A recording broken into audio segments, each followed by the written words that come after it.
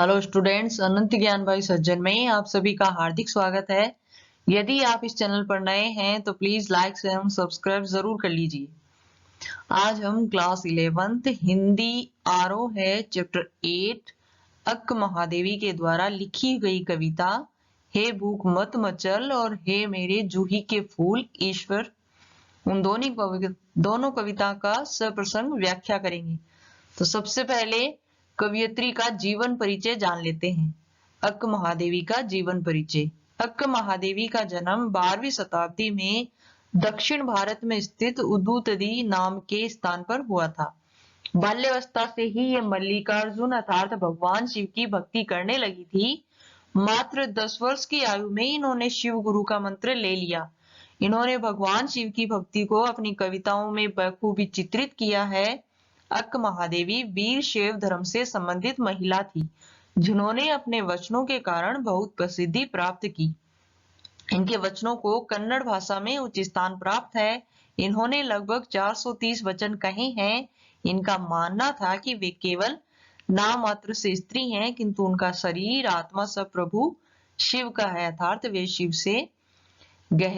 की गहरी भक्ति करती थी और उन्हीं से मतलब अपने आप को संबंधित मानती थी।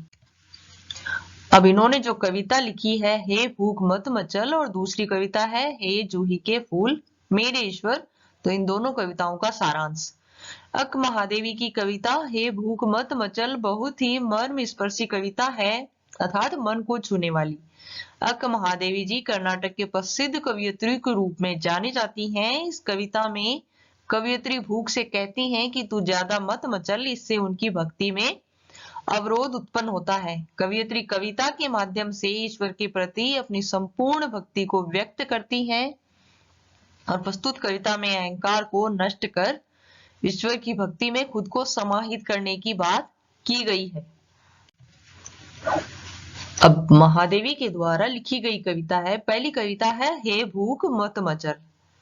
हे भूख मत मचल, हे प्यास तड़प मन है नींद, मत सता क्रोध मचा मत उथल फुथल, हे मोह पास अपने ढील लोभ, मत ललचा हे मद मत कर मदहोश ईर्ष्या जला मत, ओ चराचर मत चूक अवसर आई हूं संदेश लेकर चन्न मल्लिकार्जुन का।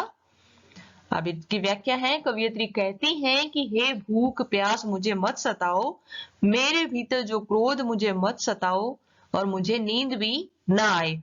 ऐसा कुछ करो कि मेरे भीतर जो उथल फुथल चल रही है उससे मुझे बचा ले। मुझे किसी बंधन में मत बांधो, मेरे भीतर किसी लोभ मोह को मत जगाओ, मुझे दूसरों की खुशियां देखकर ईर्ष्या करने से रोक ले। यही अवसर मत चूको, मुझे भगवान शिव की उपासना का अवसर मिला है।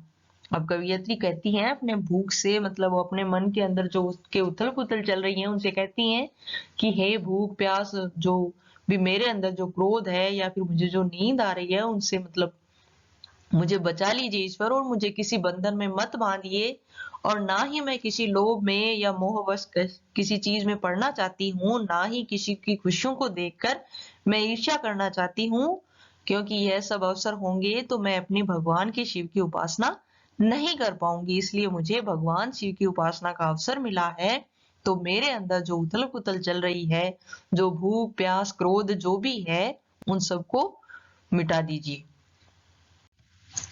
फिर दूसरी कविता है हे मेरे जूही के फूल जैसे ईश्वर।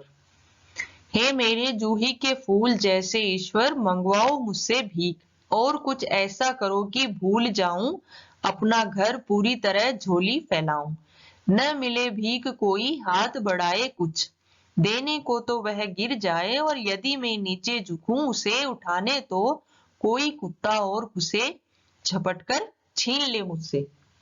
अब इन पंक्तियों में कवित्री कहती हैं कि हे जूही के फूल जैसे ईश्वर, मेरी ऐसी परिस्थिति बनाओ कि मुझे भीख मांगनी पड़े और फिर ऐसा कर दो कि कोई मुझे भीख भी ना दे। अगर कोई देना भी चाहे तो वह नीचे गिर जाए, और मैं अगर उसे उठाने के लिए झुकूं तो कोई कुत्ता मुझसे छीन ले। इससे मेरे भीतर जो भी अहंकार है वो टूट जाए और मैं अपने भगवान मल्लिकार्जुन अर्थात शिव की भक्ति में लीन हो सकूं। अब कवियत्री कहती हैं कि जब मुझे भूख लगती है या फिर मेरे अंदर जो उथल पुथल मच रही है उससे मतलब मुझे ऐसा लग रहा है कि मुझे भीख मांगनी पड़ जाए, तो मुझे ऐसा अवसर हो कि मुझे कोई भीख ना दे, और कोई दे भी दे तो वह नीचे गिर जाए, और अगर नीचे नहीं गिरे और मैं उसे उठाने के लिए झुकूं तो कोई कुत्ता उससे मुझे छीन ले जाए, ताकि मेरे अंदर जो भूख का अहंकार है वह सब टूट जाए और मैं अपने भगवान मल्लिकार्जुन अर्थात शिव की भक्ति में लीन हो सकूं। अब इन दोनों पंक्तियों के माध्यम से, दोनों कविताओं के माध्यम से कवियत्री कहना चाहती हैं कि मैं अपने शिव की भक्ति ही करना चाहती हूँ, उसके अंदर जो भी बाधाएं आए वे सब दूर हो जाएं, ताकि मैं अपने भगवान की भक्ति में लीन हो सकूं। इसी के साथ हमारी क्लास यहीं समाप्त होती है। इस वीडियो को देखने के लिए आपका बहुत बहुत धन्यवाद। अगली क्लास का इंतजार करते रहिए। तब तक के लिए अलविदा।